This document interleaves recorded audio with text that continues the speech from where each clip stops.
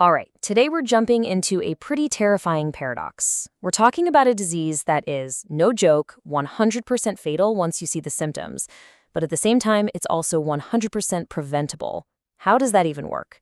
Well, let's get into it. If you spend any time on social media, you've definitely seen the huge debates about stray dogs. It gets really emotional, and people have some strong opinions. But here's the thing. While everyone's arguing about bites and behavior, there's this older, way more dangerous threat that's just lurking in the background of the whole conversation. Because the real hidden danger isn't just the bite. It's what that bite can carry. We're talking about the rabies virus. And it's a threat that usually only gets attention when it's already way, way too late. So here's what we're going to cover. We'll look at what this killer virus actually is, how it makes its deadly journey through the body, and why it's so fatal. Then we'll get to the most important part, how to race against the clock and why prevention is everything. And finally, we'll zoom out and see how India is fighting this battle. All right, first up, the unseen killer. So what are we really dealing with here? Let's define this thing. Okay, so rabies is a virus from the lyssavirus family. But the key word you gotta know is neurotropic. It sounds technical, but all it means is that this virus has one single mission: to attack your brain and your nervous system. That's its only goal. Once it gets inside, it's on a one-way, relentless trip straight to the brain. So how does this virus actually get from an animal into a person? And just how big of a problem is this, especially in a place like India? The numbers here, they're pretty staggering. Get this. In India, a mind-blowing 99% of human rabies cases come from one source: dog bites.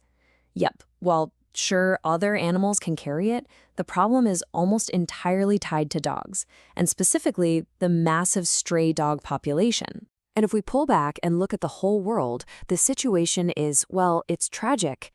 India accounts for more than a third, 36%, of all rabies deaths on the entire planet. That's not just a statistic, that's a massive public health crisis. So what does that actually mean in terms of human lives?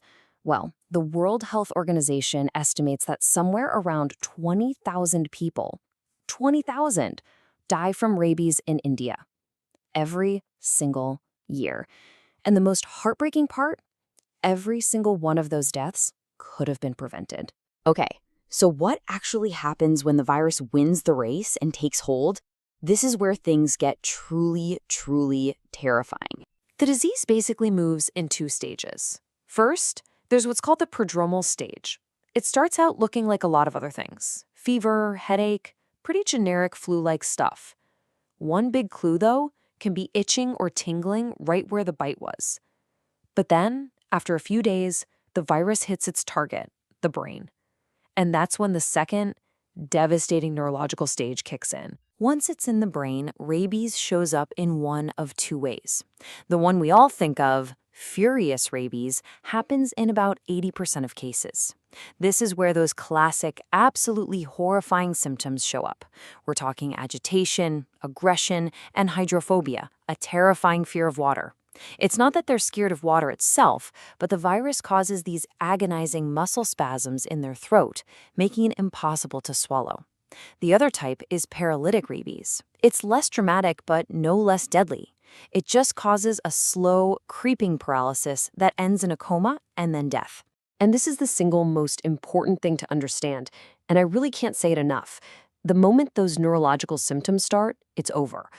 There is no cure. There is no going back. The disease is, at that point, 100% fatal. So you're probably thinking, wait a minute, how?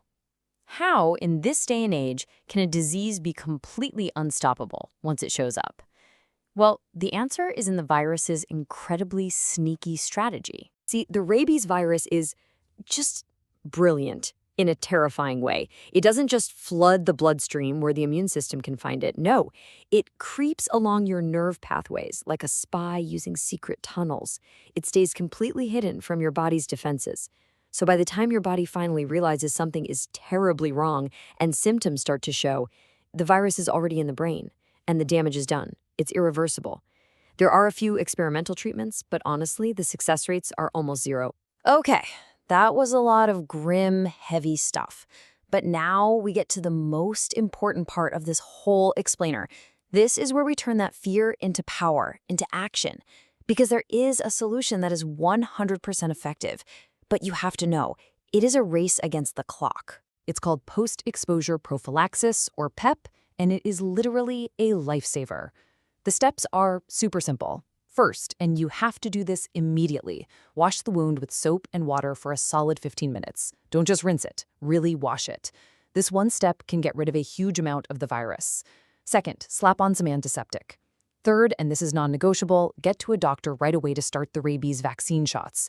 And finally, for really bad bites, you might also get something called rabies immunoglobulin, or RIG. Think of it as a dose of instant antibodies to protect you while the vaccine kicks in. If you do these things, your chance of survival is basically 100%. It works. So that's what you do after a potential bite. But what about people who are at risk all the time? Can you get ahead of it? Absolutely. For people in high-risk jobs, think vets, animal handlers, lab workers, there's something called pre-exposure prophylaxis. It's basically getting the vaccine before you're ever exposed. It just gives your immune system a head start, a critical safety net for anyone working on the front lines. Okay, let's zoom out from the individual level to the big picture. Because fighting rabies isn't just about one person doing the right thing. It takes a huge, coordinated public health effort. And in India, the challenges are, well, they're massive. It's a real uphill battle. First, a lot of people just aren't aware of the danger, especially in rural areas where the risk is highest. Then there's the logistics. Just getting vaccines and that expensive RIG out to remote clinics is a nightmare. And then you have the single biggest challenge, trying to vaccinate somewhere between 30 and 60 million stray dogs. It's a monumental task. And really, this is where you find both the problem and the solution. The World Health Organization is super clear on this. If you can vaccinate 70% of the dogs in an area, you create herd immunity, and you break the chain of transmission. That's the magic number. The problem?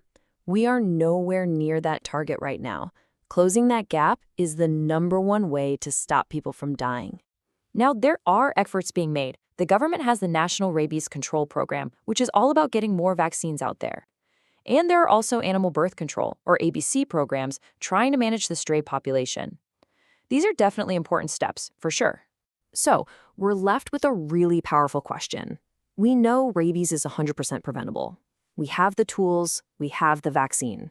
So, why aren't we preventing it? Every death from this disease is a failure of awareness and a failure of policy. The solution isn't just in a government office.